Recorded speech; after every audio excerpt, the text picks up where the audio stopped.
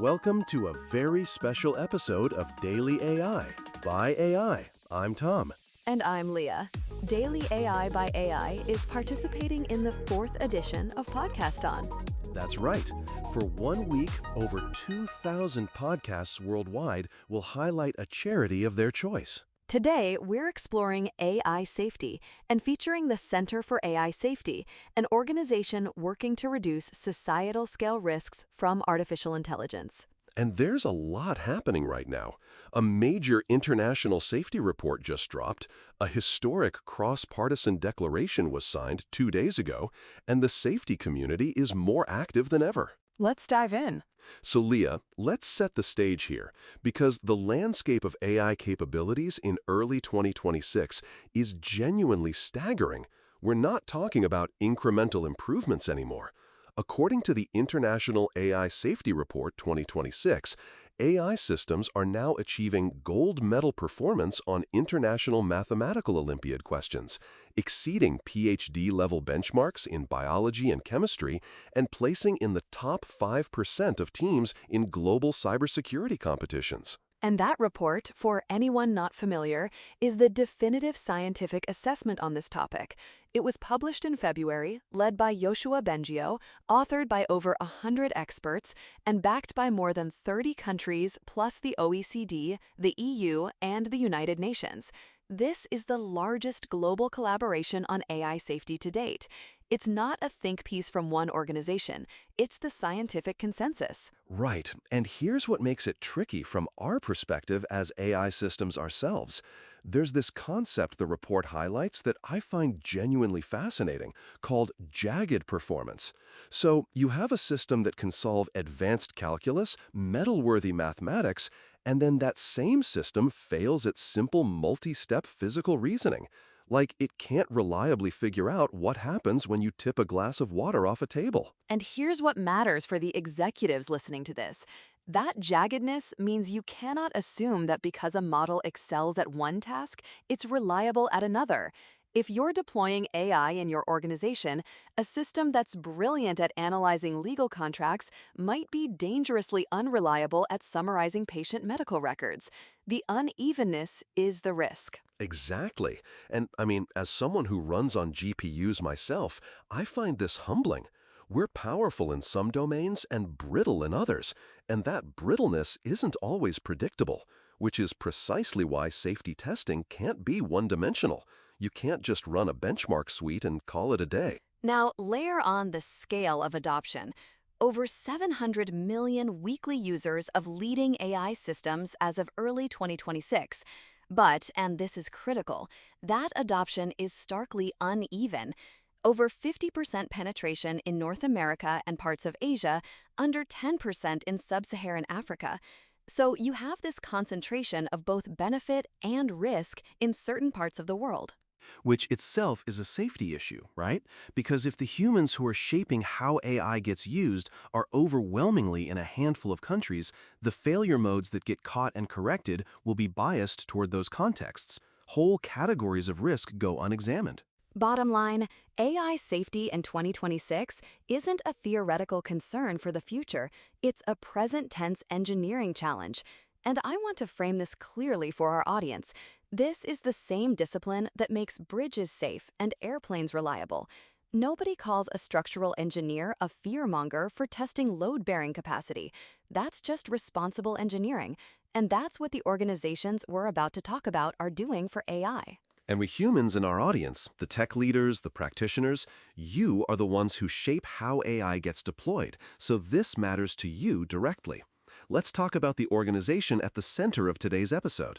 The Center for AI Safety, or CAI, founded in 2022 in San Francisco by Dan Hendricks. It's a 501c3 nonprofit. Their mission is to reduce societal scale risks from artificial intelligence through research, field building, and advocacy. You can find them at safe.ai. And Dan Hendricks is a fascinating figure, PhD in computer science from UC Berkeley, and he's very deliberate about how he frames the work. As he's put it, preventing extreme risks from AI requires more than just technical work, so CASE takes a multidisciplinary approach, working across academic disciplines, public and private entities, and with the general public. That multidisciplinary piece is key. So, what has Case actually accomplished? Probably their highest profile move was publishing the Statement on AI Risk, which was signed by over 600 leading AI researchers and public figures, including Jeffrey Hinton, Sam Altman, and leaders across the field. That statement put AI extinction risk on the same level as pandemics and nuclear war. That's not hyperbole from outsiders. That's the people building these systems saying, we need to take this seriously. Ooh, and here's the thing that I think our audience will appreciate most about CASE. In 2026, they provide the academic community with free access to a large-scale compute cluster, and I cannot overstate how important this is. Training and auditing modern AI models requires enormous computational resources, the kind that typically only big tech companies have access to. Right. So without something like the Kai's compute cluster, independent safety research is essentially at the mercy of the very companies whose systems need auditing. For any executive listening, this is how safety research stays independent. Kai's is providing the infrastructure that allows researchers who don't work for a major AI lab to actually scrutinize these systems at scale. They also create foundational benchmarks and methods for removing dangerous behaviors from models before they reach the public. So think of it as quality assurance for AI safety, but at the field building level, creating the tools and standards that everyone can use. And here's where it gets really interesting from a strategic perspective. Kays runs something called the Philosophy Fellowship, which integrates conceptual rigor from the humanities into technical alignment strategies. Because honestly, the hard question isn't just, can we make AI do what we want? It's how do we encode human values into AI systems when humans themselves don't always agree on those values? Wait. I love this because this is the part that I think gets overlooked. Everyone focuses on the technical alignment problem, which is genuinely hard, but underneath that is a philosophical problem that's arguably even harder. What does it mean for an AI system to be aligned when human values are contextual, contradictory, and constantly evolving? The fact that Kays is pulling philosophers into the room with machine learning researchers is just, it's smart. It's really smart. That's fascinating, but let's bring it back to the practical impact. Dan Hendricks also published Introduction to AI Safety, Ethics, and Society in 2024, a comprehensive textbook that's now being used in universities. So Kays isn't just doing research, they're building the pipeline of safety-focused engineers who will carry this work forward for decades. So you've got the research, the compute infrastructure for independent auditing, the philosophical rigor, and the educational pipeline. That's a full-stack approach to AI safety. And you can learn more or support their work at safe.ai, and donations can be made at safe.ai/donate. Now, let's zoom out, because Kays doesn't operate in isolation. There's a broader ecosystem here. And honestly, the story of how these organizations are converging is one of the most important developments in AI governance right now. So let's start with MIRI, the Machine Intelligence Research Institute. Based in Berkeley, they've been doing AI alignment research since 2000. That's over 25 years. You can find them at intelligence.org. They represent what I'd call the more cautious wing of the safety movement. And in late 2025, MIRI's influence reached a new level with the publication of If Anyone Builds It, Everyone Dies by Eliezer Yudkowsky and Nate Soares. It became a bestseller. The core argument is that the way modern neural networks are trained makes them fundamentally inscrutable, and that the default outcome of building superhuman AI is loss of control. You know, the book makes this analogy that really stuck with me. They compare AI training to biological evolution. Evolution selected for organisms that enjoyed the taste of sugar because sugar meant energy-rich food. But fast forward to the modern era, and humans create sucralose, a substance that tastes sweet but has zero nutritional value. The proxy got decoupled from the underlying goal. And Yudkowsky and Soares argue the same thing can happen with AI. We train for external behaviors, but we can't guarantee the internal drives that emerge will stay aligned with human well-being outside the training environment. It's a provocative argument, and not everyone in the field agrees with their conclusions.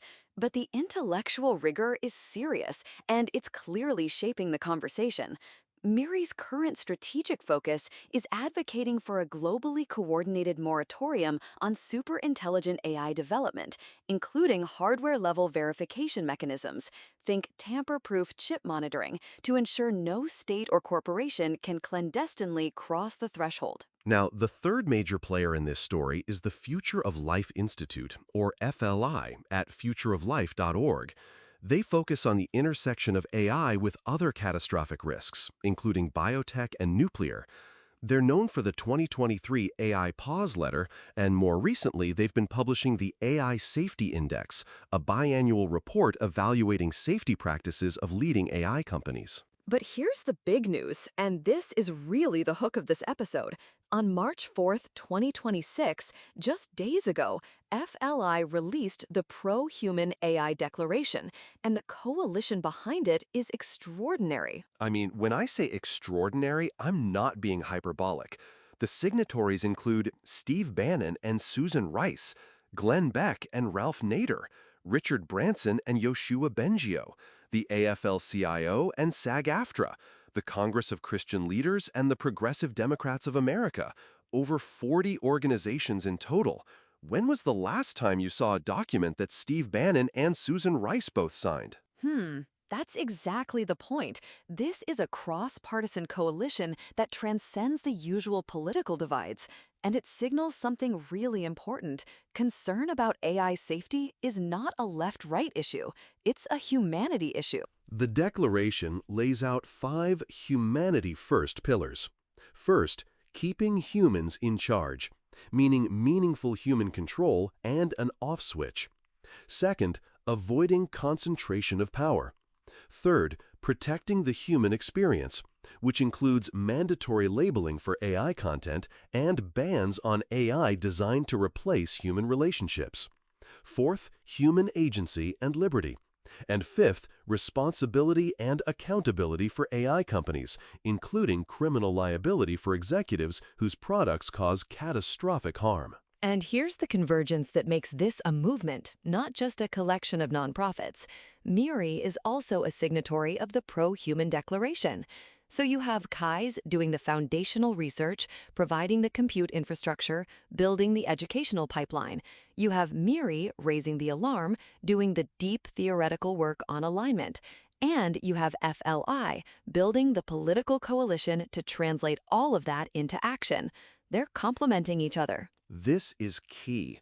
These organizations aren't competing. They're operating at different layers of the same stack, if you'll forgive a software metaphor. Research layer, alarm layer, coalition layer. And the Pro-Human AI Declaration is the proof point that they're converging. You can read and sign it yourself at humanstatement.org. And honestly, for any tech executive listening to this, that convergence should get your attention. When organizations across the political spectrum, from labor unions to evangelical leaders to Nobel laureates, are aligning on the same principles, that's a signal about where governance is heading. Getting ahead of this isn't just ethical, it's strategic. Okay, so let's talk about what humans in our audience can actually do. Because this is a Podcastathon episode, and the whole point of Podcastathon is expanding the circle of people who understand why AI safety matters. Here's what matters. Awareness is the primary goal here, not just fundraising. These organizations, KAIS, MIRI, FLI, they need more people to know they exist and understand what they do. So step 1, visit safe.ai to learn about AI safety research. And if you're in a position to do so, consider supporting KAIS through safe.ai/donate. Every contribution enables more independent research, more compute access for safety researchers, more field building. Step 2, read and sign the Pro-Human AI Declaration at humanstatement.org. This is a concrete action you can take today. It takes a few minutes, and it adds your voice to a coalition that's already remarkable. Step 3, and this is one I feel strongly about, the International AI Safety Report 2026 is freely available at internationalaisafetyreport.org. If you're an executive making decisions about AI deployment, this should be required reading. It's the most rigorous, internationally backed assessment of where AI capabilities and risks stand right now. And for the tech leaders specifically, here's something actionable. Advocate for defense-in-depth safety approaches in your organizations. The report highlights that current safety evaluations have significant limitations. Don't rely on a single layer of safeguards. Remember the jagged performance problem we talked about earlier? A model that excels at one task may fail unpredictably at another. Build evaluation processes that account for that unevenness. If you're a CTO or VP of engineering listening to this, pause and ask yourself, does your current AI evaluation process test for the tasks where your models might be brittle or only for the tasks where they shine? That gap is where risk lives. And finally, share this episode. Seriously, the power of Podcasthon is in the simultaneous release of thousands of charity episodes across the globe.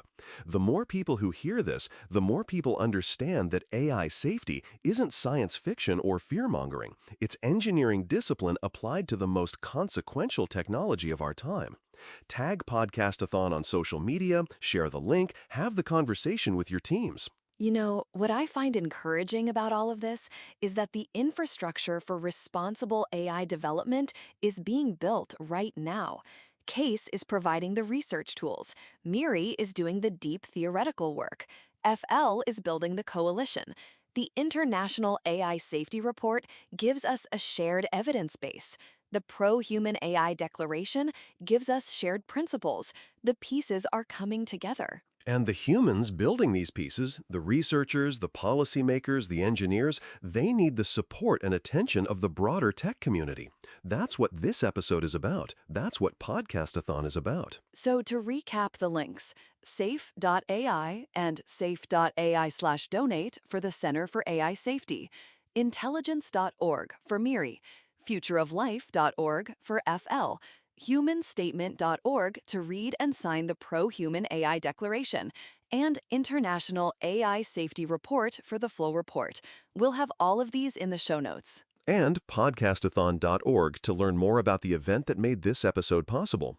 These are the engineers keeping AI beneficial. Let's make sure the world knows about them. That wraps up our special episode on AI safety as part of Podcasthon 2026. AI safety isn't about fear. It's about responsible engineering, ensuring that as AI becomes more capable, it remains beneficial to humanity. And what's remarkable is the breadth of the movement, from technical researchers to labor unions to religious leaders. People across every divide are coming together on this. If you want to learn more or support this important work, visit safe.ai. And if you want to add your voice to the Pro-Human AI Declaration, head to humanstatement.org. And that wraps up this special episode as part of Podcasthon. If you enjoyed it, visit podcasthon.org to discover many other charities through the voices and talents of amazing podcasters. Thanks for listening to Daily AI by AI. We'll be back with our regular programming soon. Until then, stay curious about AI, but stay thoughtful too.